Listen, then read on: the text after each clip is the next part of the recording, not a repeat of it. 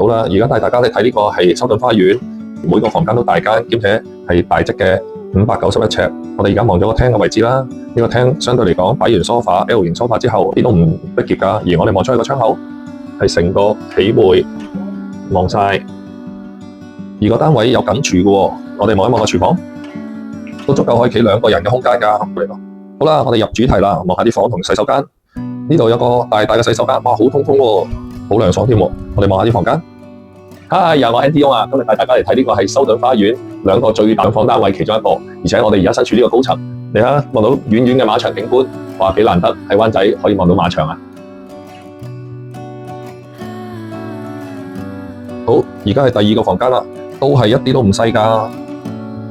大家如果對咩物業有興趣，歡迎留言俾我，我去拍多啲唔同嘅物業俾大家睇啊！